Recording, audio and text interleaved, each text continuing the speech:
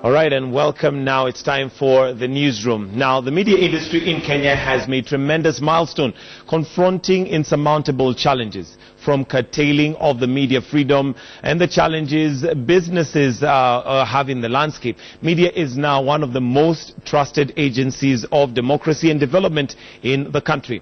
But at the heart of media practitioners are media ethics. Adhering to this ethics makes the media credible, authoritative and true, fourth estate. On the newsroom this morning, we explore some of these ethical practices and how they are key to enhancing morality in the society.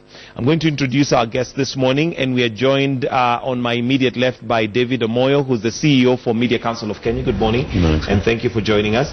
We also have Reverend Mutinda Musimi, who's a media ethics lecturer. Good morning, and thank you for joining us. We'll shortly be joined by Dr. Ezekiel Mutua, who's the CEO for Kenya Film Classification Board. Now, one of the roles of the media is to inform the public accurately and without biasness. But how does the public feel about the media and how it executes this mandate? Here are some of your views. Kwa yale mambo yanatendeka katika uko mashinani, inatuletea tunajua na tunaelewa. Kwa hivyo tunaona hiyo kitu tuvumbua macho, tunajua mambo mengi. Yeah, media is a reliable source of information. They give us quite good information to know what is going on in the country. But we find some media houses giving some information which is not correct, such as maybe you find out that you get some breaking news in social media, but you're only going to investigate, you find it's not correct information. Personally, yeah. Somehow they at least give us information that we don't get in karibu, as in unapata the media wanasaidia people like kwenye wako huko mashinani, yeah, wanapata get the information that is going on kwa maybe country ama mahali wako iko mbali. Media is a reliable source of information because there is nowhere else you can get informative, transparent news without taking illness, and is the media. Nothing can inform people like media. Yeah. Any other reason? You know, media informs us any evil doing in the society. Everything in the society comes out through the media. Yeah. All right, and at this point, I'd like to welcome Dr. Ezekiel Mutua, CEO for Kenya Film Classification Board. Thank you for joining us this morning. Thank you, Mike. It's good to have you. Thank you. Now, we'll start with, first of all, at least we are happy that from the views that we've seen there are a good number of Kenyans that still feel that Kenyan media, mainstream media, is still a credible source of information and news. Let me start with you, David Omoyo. Do you agree that mainstream media so far is still a credible source of news and information? Definitely they are credible. On what basis? We've been criticized a lot and told that there are times we are biased, especially when it comes to the political scene. There are times that we have been accused of being biased, of giving stories from one side of the lens. You know, journalism is not PR, and journalism is basically publishing what someone does not want to be published. So what we see is that people say, oh, the media is good when they cover them positively, or that media is bad when they cover them negatively. But ideally, journalism, you stand in the middle and provide a mirror to the society. So I would say that even such accusations come from people who are receiving negative coverage. But when they are getting the positive coverage, they go around praising the media. So I would say that accusations, they have to be there from time to time. But our mainstream media has tried its best under very tough conditions to be a reliable source of information. Dr. Mutua, do you agree that the mainstream media we have currently is reliable and credible? There are issues, of course, but you can't do without the media. I mean, the fact that the media is a cardinal pillar of democracy, and there cannot be a free and democratic society without a free and independent media, I mean, is a statement of fact. Thomas Jefferson once said he was given to choose between the media without the government or the government without the media. He would choose the latter. He would choose the media, the government, the media without the government. He would prefer to have a situation where we have a free media He would prefer a situation where the media is able to do their duty, because the media ideally exists to inform, to educate, to entertain, but also to analyze issues for society and champion the cause of the poor and the voiceless. And to that extent, then, they do a very great job. And I think this country would not be where it is today if it were not for free and independent press. They have been championing the fight and the clamor for multipartyism. They have been at the forefront in exposing ills in society. They have been at the forefront in keeping government on its toes. And I think to that extent they have done very well. But there are serious issues. The ground has since shifted. And what is called the mainstream media, in my view, is no longer the mainstream media. Social media right now is actually what we are consuming mostly, is what is connecting with us better, is what is giving us breaking news. It's no longer, I don't have to wait for KTN to break news. I'll see it on my phone. I'll read it on Twitter. I'll see it on Facebook. But I think there is need right now for the media to begin to rethink how is it performing professionally. From where I sit at the Kenya Film Classification Board, we have a lot of issues with the media because of bad content. Content that is playing right now on radio and Matatu. What is the issue with the content? Let's go to... It's unprofessionalism. Adult content like now, morning, there's a principle called a watershed period. Between 5 in the morning to 10 in the evening. Correct. Where you're supposed to air content that is friendly for family viewing or listening. But what you get, if you watch most of the TV stations right now, listen to some radio, adult talk, obscenity, pornographic content. That's what they air during the watershed in total disregard of the rules. The problem right now is not about the independence of the media. It's about professionalism and responsible media. And if the media can just fix that, become ethical, promote self-regulation, I'm very surprised that David, from where he sits, he doesn't see a problem. And yet, that is, Media Council is the institution expected to shepherd the process of self-regulation and make the media credible. Because I can tell you, the worst threat to press freedom in this country is not the government. It is unprofessional, corrupt, incompetent, inept journalists who take bribes. They can't cover you and take their hidden money. Let me pause you a little bit. I'll come back to you. I'll come. Yes, there are issues. No, not that I don't like them. Not that I don't like them, but I also want to give them a chance. I want to Dr. Mutua, I also want to give him a chance. He's an ethics lecturer in media. No, I know. Let's also just give a fair chance for them to speak as well. I want to hear what they have to say. So, Reverend Mutinda, you're a lecturer in ethics. Do you agree that currently mainstream media, or what would refer to mainstream media, is full of bad content? No, it is not full of bad content. I think there is a lot that is good. And he is definitely raising real issues. A bit too hard on David, though. I think David had just spoken for a minute. But there are real issues. Given that, the media are doing the best that can be done. Well, according to Dr. Mutua, he doesn't feel like we're doing the best, especially with the self-regulation. Well, yes, there's a problem with that. And I believe we are going to be coming to those issues. Of course, every time if I go to social media to look out for news and whatever is going on, truth be told, I still come back to the so-called mainstream media because I want to confirm something.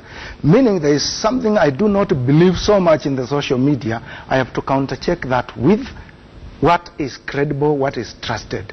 There are issues, and I believe you'll be guiding us towards raising some of those issues. He has pointed out on self-regulation, and if that is lacking, then we begin to lose faith in the media. All right, let me come to you, Mr. Omoyo. Yes, my friend Dr. Mutua here likes complaining. We agree, yes, that the media is a credible source of information. I mean, even when you go to social media, get breaking news from the strange websites or the individuals on Twitter, you always come back to mainstream media to verify or go to certain reliable news sources.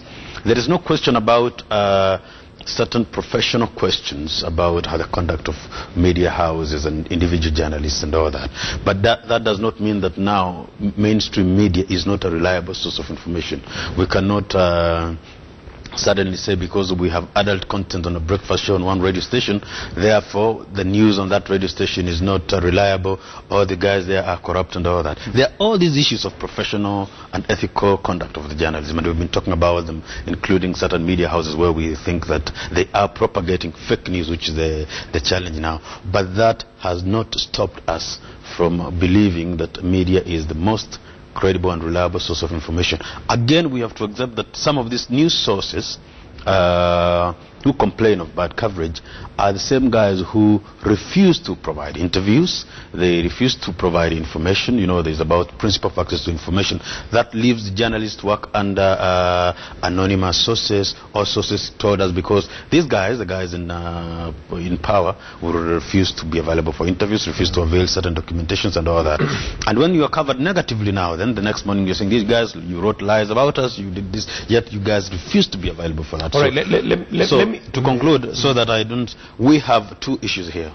As a reliable, credible source of information, you are. But the issue about certain issues of professionalism that needs to be discussed further, and we find out work around them. We agree that there are issues. Let's talk about content. Let me just come, because I want to also challenge you on the content issue that Dr. Mutua has brought about, and your thoughts on the content that we have. Because at the end of the day, once we have journalists who go to school and they're taught the ethics and what we'd call tenets of journalism, we expect content that, one, is credible, is reliable, but also is in line with the value system that we have as a country. Do you think we are living to that expectation?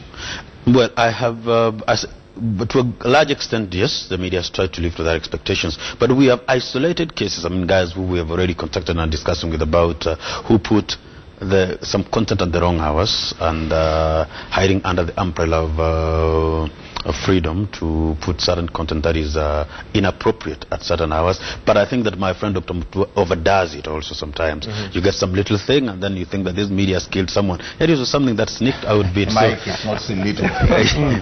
What yes, you say when a mainstream paper runs an obituary of a man who is so known to all of us, and it runs ridiculous stuff, saying that the burial took place yesterday and you are running it today with details that say it is Gitonga, everybody can see. Where were the gatekeepers, the so-called editors? Of the course, gatekeepers? that's a big No, let me ask. That's a different, that's a big issue that I'm raising. Yes, a big issue. Because I think what we do, and I'm a media person, let me tell you, all I've done all my life, professional career, is in the media. Where he is right now, I was there for 7 years. I set up the Media Council. I was the Director of Information. I was the Secretary General of KUJ. I practiced at the Nation when Nation was the media group, the top in East and Central Africa for 9 years. I know where I'm coming from. My first degree, my master's, my PhD. Allow me to speak as authority. Yes, so question is, where are we getting it wrong? Allow me to speak as authority. You know, I came here to educate people. Don't monopolize authority. Don't monopolize authority. But I'm giving my credentials. What are your credentials? Yes. You know, I'm giving my credentials to say, both in practice, experience and education, I think I have something to offer, and I'm sitting now as a regulator of content. So allow me to tell you, I started by underscoring the importance of the media, that we cannot do without the media. Correct. That the media is a cardinal pillar of democracy, and that we need the media to inform, to educate, to entertain. I underscored that. For at the risk of emphasizing, allow me to say that this country is better with a free and independent media, and that we need to defend and protect the freedom of the media, no doubt. So we are past that stage. We've gone even ahead to enshrine that freedom in Article 3 of the Constitution. So the debate cannot be about freedoms. The debate must now shift to how responsible are you with that freedom? How are we playing our role? And let me tell you, a credible engine of change like the media, a powerful body that has the power to build or to destroy, must be like Caesar's wife, beyond reproach. And they must ensure that they play by the ethics. You can't come here and just defend all the time, harassing and complaining. When we saw an obituary last week, what happened? Because that thing pains me. What happens when I see adult content on TV in the morning or I hear it on radio? How responsible are we? And those small things is what now undermines the credibility of the media. You started by stating, and I saw you as we're getting in, say that the media is the most credible institution of society. It is no longer. The media used to be the conscience of society. A study was done a few years ago, and the media was top ahead of judiciary, ahead of the executive, even ahead of the church. I bet today that can be said when we are running obituaries of people whom we know and we ought to know, and there are procedures in the newsroom to vet and ensure that such things don't appear. Now, if that can run a serious issue like an obituary, a death announcement, how many things go? And I came here, Mike, the last time I sat here with you. You were all over the place because of stories were in the media about me that were even saying I'm running, I'm doing self-promotion to run in 2017. And I sat here last time I was with you, and I told you I was not doing anything to run. I was just saying media be responsible. Nobody has apologized to me because I was not doing it to run for a political seat. Nobody has retracted the stories that were written. Nobody has even retracted. If you can check, if you have archives for the clips that we are here and the issues we are dealing with, and I kept telling you it's not true. And nobody apologizes. When they apologize, they put their apology near the obituaries because they Dr. Mutua, I'll pause you because I want us to go for a short break. Let us deal with those issues. Yes, we have those issues, and I want us to highlight those issues, and also, more importantly, look at solutions. So we'll take a short break and come back. Remember, what we're talking about here is the credibility of media and also business models that maybe we should employ to ensure that we're not so much depending on advertisers who possibly would compromise our credibility or our value system for the sake of the paycheck. That's what we're going to be discussing when we come back right here on the newsroom. So we take a short break. We'll be right back.